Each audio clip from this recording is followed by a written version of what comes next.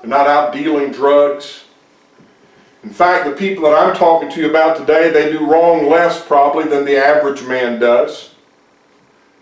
These people that I'm talking about, they don't speak evil of God like other ungodly people do. The people that I'm talking about may even be relatively moral people. Relative in the sense that compared to other people, they're living a pretty moral life. These people that I'm talking about could be described by their families as being good moms and good dads, relatively speaking. I mean, they're not bad like the others. In a sense, they're not good mothers or fathers, because if you don't teach them about Christ, that's the worst thing you can do, is not teach your children about Christ. But these people that I'm talking about are ungodly simply because they act like they owe God nothing. Therefore, because they don't believe they owe God anything, they have no time for God. They show no devotion to God whatsoever. Again, they're not out murdering or stealing. These ungodly people simply live selfish lives because God's not the one that matters. I'm the one that matters. They see themselves as the center of the universe, and if they don't see themselves that way consciously, they do subconsciously. I'm the center of the universe. Or they live as though they see themselves as the center of the universe. They say things like, you've got to look out for number one. And you know who number one is. Now, it's not God. Number one is me. You've got to look out for number one.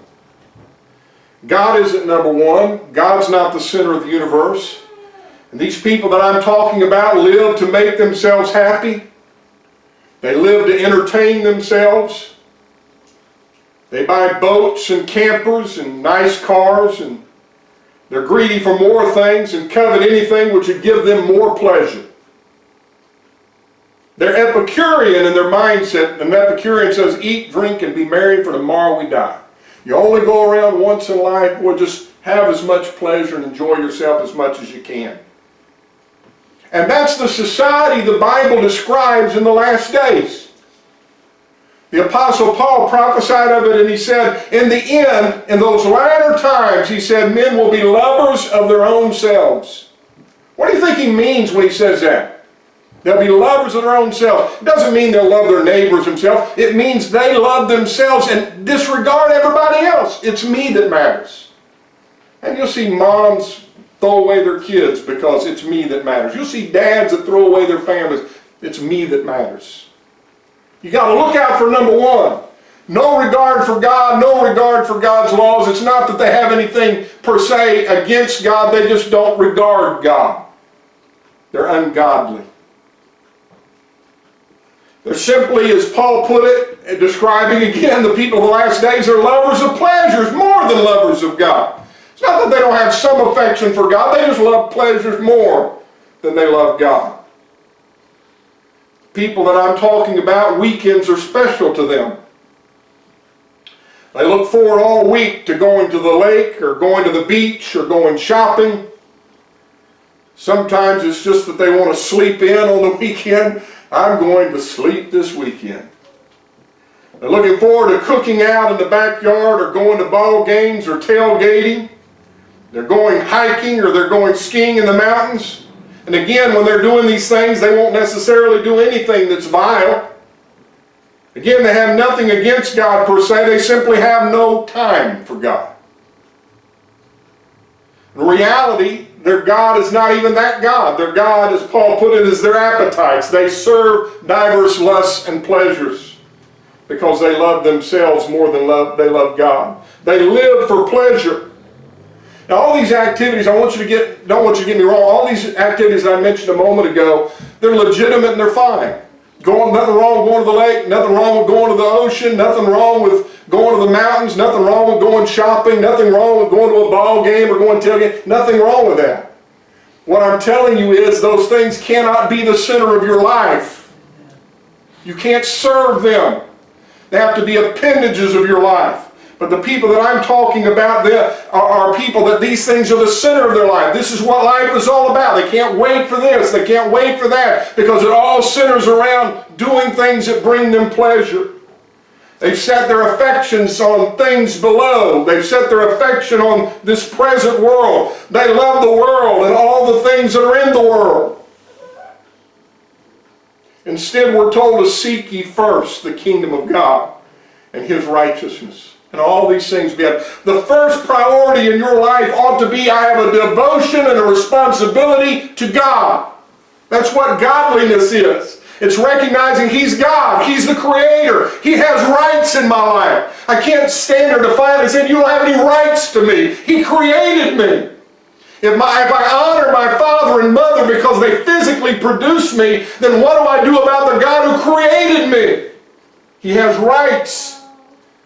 You put God first in your life. Then if you have time for these other relaxing things, then you allow these things in your life. But you don't serve these things. You don't make pleasures the center of your life and give God a scrap or two. You've got to serve God first. These ungodly men that I talked about may say they love God and respect God, yet by their actions they show they do neither of these two things. These ungodly people live for themselves and have no regard for God, and they have no time for God. They don't speak against God. They simply live as though they don't owe God anything. They're relatively good people. They're relatively moral people. They're not criminals. They go to work. They support their families. They simply have no time for God. And these people can be very difficult to reach with the gospel of Jesus Christ. Some of you know whom I'm talking about. People, the kind of people that I'm talking about. There's not anything, I mean, you're not going to see their picture in the paper and the jail dockets. They just don't have any time for God. And they're difficult to reach because they don't see themselves as evil people in need of repentance. But they're evil because they serve their own desires and have no regard for God. I owe God nothing. When you talk to them about becoming a Christian, they simply don't want to take the time to serve God. You know, I'm convinced there are some people that don't want to be Christians because they think I'll have to get up on Sundays and go to church. They don't want to give up their weekend plans. They bought a boat or season tickets, got a new four-wheeler, and some of them simply want to sleep the weekend away. And they can't serve God because they're too busy serving their lesson pleasure. They don't want to give God their money or their time or their energy because those things are earmarked for number one. There's no room for any other God because the reality is they serve themselves. It's all about me.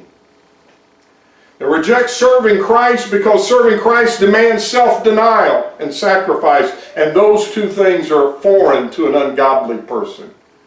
I won't deny myself anything. Let me tell you the folly of living their ungodly way of life. Listen. Their selfish ways may seem good for a little while, and man, I'm living it up, and I'm doing what I want to do, and I don't have to worry about, I'm not going to worry about the things of God, I'm not going to worry about church or any of these things, and life goes good for a little while, and they're living it up and serving self. However, the day of destruction is coming. Jesus said they're foolish people who are building their lives on sand. You know, you build a house on sand, eventually it may look good for a while, but because it has no foundation, eventually when the storms come, it's going to fall away because it's built on sand.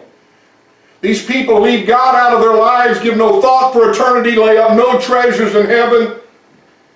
Listen, I'm just asking you to use common sense. If you leave God out of your life, how is your life not going to end any other way but tragically? That doesn't even take, well, I better study the scriptures for 20 years and I can figure that out. That doesn't take a whole lot.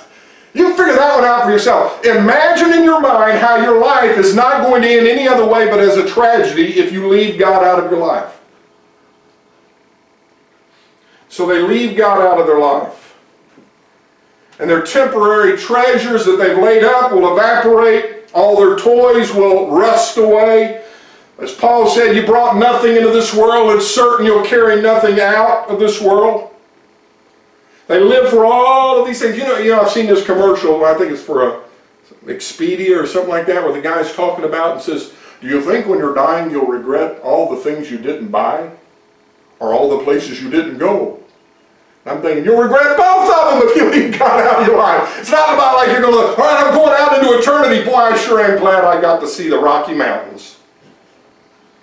Folks, if hell is real and heaven is real at the end of your life, none of that's going to matter. The only thing that's going to matter is what you've done for Christ. As the old poem says, only one life so soon will be passed. Only what you do for Christ will last. Solomon went through that phase in his life where he said, I'm just going to give myself over to pleasure and mirth. Here's what he said. He said, I said in mine heart, enjoy pleasure.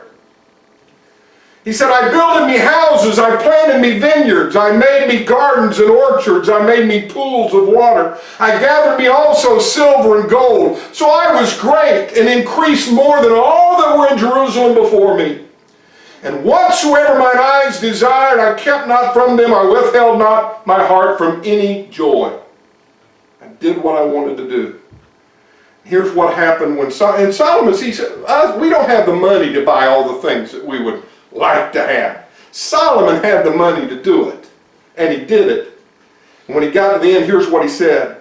Then I looked on all the works that my hands had wrought, and the labor that I had labored to do, and behold, all was vanity and vexation of spirit.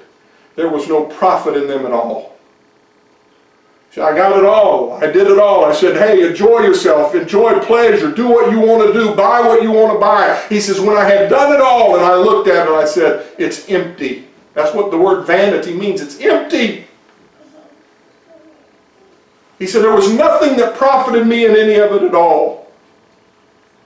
Listen, if you live your life in an ungodly way with no regard for God, no time for God, disaster is absolutely coming.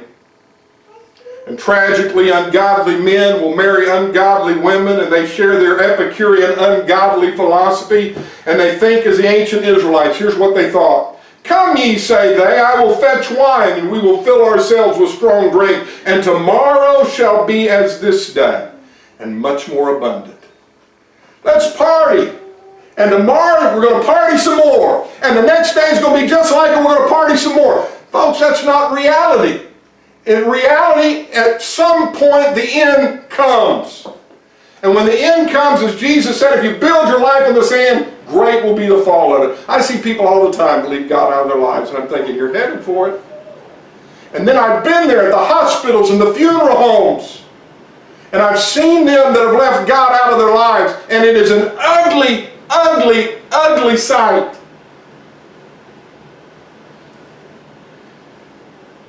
The end is coming. The rich farmer Jesus talked about, who said a bumper crop came in. He said, what do I do with all this extra crops? I know what I'll do. I'll build bigger barns. He said, I'll store it all up, and I'll say to my soul, soul, sit back and take it easy. You got much stored up for many years to come. And Jesus said that night, God spoke to that farmer and said, thou fool, this night your soul is required of you. Then whose shall all this be? He is foolish because he was building his life on temporary things. Love not the world. Why? Because the world passes away. That's the ultimate thing John says about it. The world passes away. They leave God out of their life. No godliness in their life. No regard for God. And eventually, they find out they've lived a foolish life because they've left God. They've left God out of their life. What shall it profit a man if he gains the world and loses his own soul? And one day, Jesus will come and judge the ungodly. So what is the answer? Listen to me. Psalm 100 says this, serve the Lord with gladness. Know ye that the Lord, He is God. It is He that hath made us, not we ourselves. We are His people and the sheep of His pasture. See, we get all that mixed up. Know ye that the Lord, He is God, not you. Know that you're His people and the sheep of His pasture. He's not some sheep that you've got grazing in your pasture. You're His sheep. You're not the creator. He's the creator.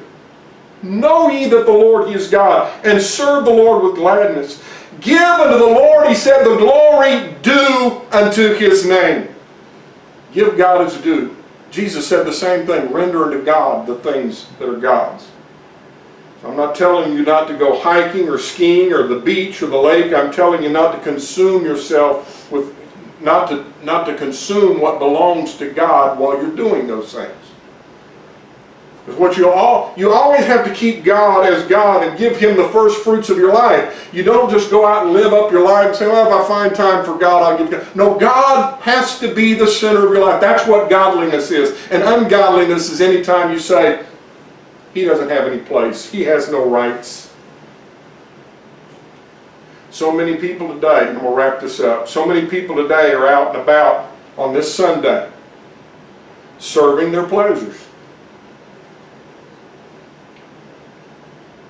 Man, why are they not in church? I don't want to be in church. I mean, let's just be honest. They don't want to be in church. What are they doing? They're doing what they want to do. That's what they want to do.